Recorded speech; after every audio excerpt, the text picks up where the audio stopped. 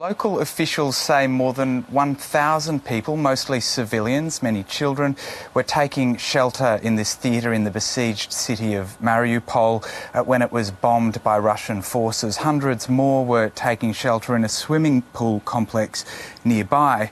But local officials have said today the bomb shelter in that theatre withstood the bombing. The theatre was pretty much all destroyed, as you can probably see in pictures of the attack. They say they believe most people survived, but they are still searching for more survivors in the rubble.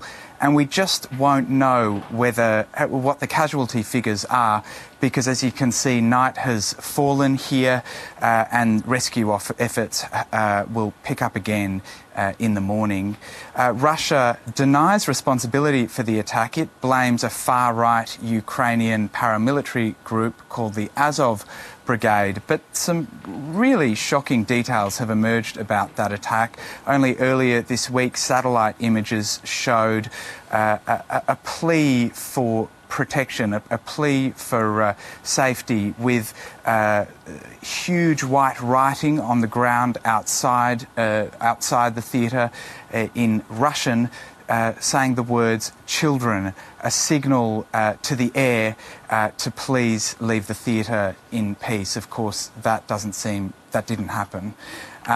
Now, about 30,000 people have escaped Mariupol so far after weeks of constant bombardment. It's the city that's been worst hit in this war so far. And hundreds of thousands of people, an estimated roughly 350,000 people, remain trapped in that city by that constant bombardment without food, water or power. Today, Ukraine's President Volodymyr Zelensky addressed Germany's parliament, the Bundestag, and he was scathing in his assessment of Germany's economic ties with Russia. He invoked memories of the Holocaust and the Berlin Wall, accusing Germany of building a new wall in Europe between freedom and tyranny through its business ties with Russia. Here's what he had to say.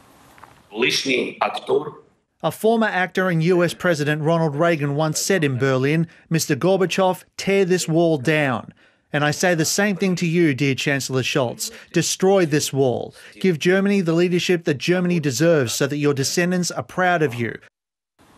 And look, Ukraine is really putting on a strong front at the moment as reports emerge from, or intelligence rather emerges from Western nations, that Russia is really not doing well in this invasion. Intelligence from the British military says that Russian forces have largely stalled in all areas across Ukraine.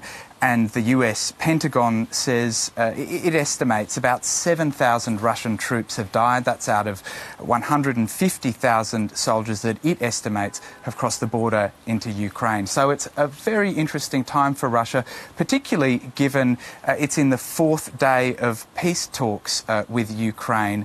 And Western officials say that while the Kremlin has been talking up signs of compromise and Ukraine has been saying that the talks are more constructive than before, there's still a vast gap between the positions of those two countries. Ukraine is holding firm in its claim to sovereignty over areas in the east which are occupied by Russian forces and Russian-backed forces, and a key demand of Russia's is that Ukraine give up its claim to those, and then also negotiating a status of neutrality for Ukraine outside of the NATO alliance. But there are also key sticking points there.